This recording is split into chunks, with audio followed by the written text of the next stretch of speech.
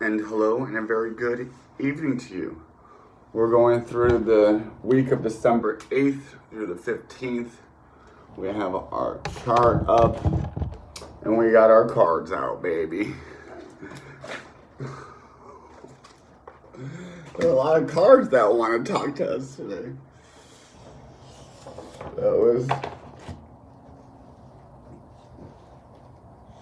pretty quick. 4. And no more. It's a good start. The Tower card.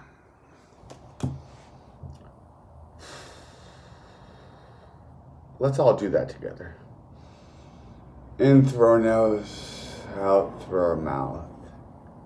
We're going to have a lot of times where we're going to have to stop and do that.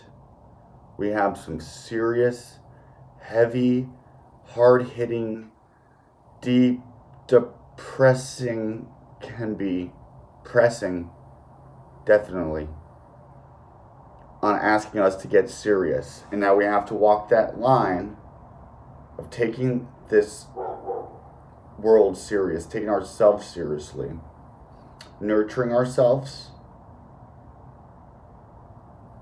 and getting stripped down to the essentials. It's a purification process. Not always fun. So, it's reminding us that life isn't always fun. Some seriously messed up things. We acknowledge this and we work for justice, but we cannot let the gravitas of this gravity put its foot on our throat. Humiliation will bring us, hopefully, into a sense of humility, a sense of humor, so that we could laugh and dance and spread joy in these times, and think of new innovative ways to do things better, that are more progressive towards the purpose of nurturing humanity. It's a freaking war zone out here. We have the comforts of this first world where we could ignore the spiritual world, and so we don't fight the spiritual battle, or we just don't acknowledge it because we're all there.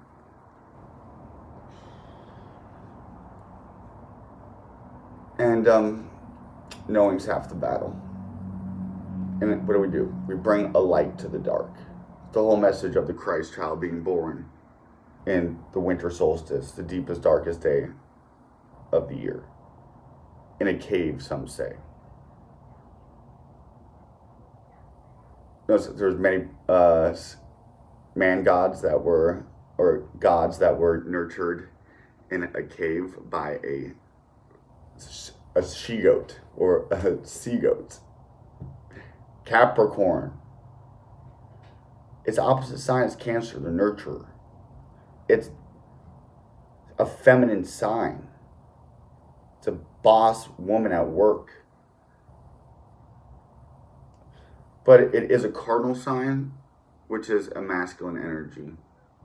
So, taking initiatives, taking on that big energy, putting it into action, into work. Jupiter's there to help this situation out. He's out. He's not at home. He's at work. This could be you stepping up in the workplace. It could be other people stepping up, forcing you to get your game strong. This could be the boss coming into town to check up on you. It's all about getting ready for January 12th. It's not going to be when the clock strikes that all of a sudden the world ends. But it's definitely a marker. It's a high tide. Tide's coming in. Let us prepare spiritually, physically. We get so lost in the spiritual community that we forget to live in the physical realm.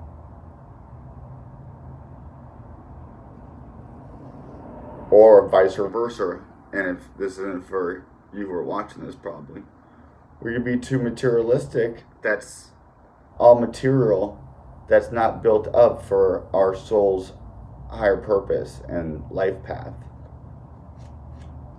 So that could abruptly change. We also have Jupiter making a nice aspect to this, helping us to gain wisdom from those types of situations. Looking back on our past and seeing tower situations, like, ooh, that sucked. I'm not there right now. I learned from that. I've gained wisdom from that. I could share about it, and I could apply it.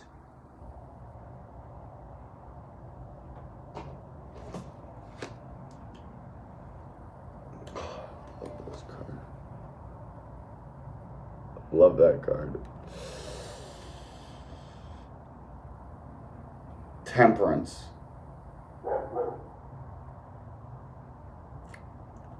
We have a lot of, it's a Sagittarius card, first of all. We're in Sagittarius season. And with these aspects, Venus sextiling Neptune. That's beautiful. It's dreamy. But we have a square between Uranus and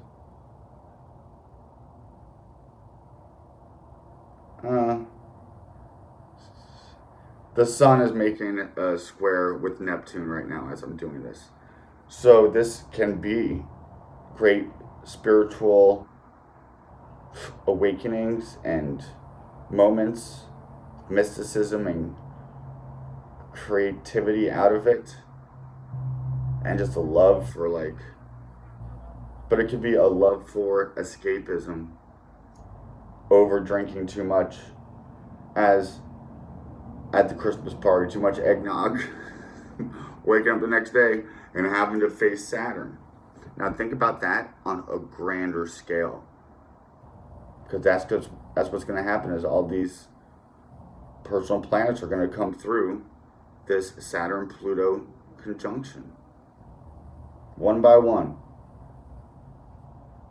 going through the refinery, talking to the Lord of Karma, maybe having to plead your case. Think about, my dog is agreeing with this. Demi lover. Sounds like Demeter, and I'm Prince Scorpio. Think about you going in. Demi, for the love of God, quiet, please. God bless her. Think about, at the end of your life, you have to go through a life review.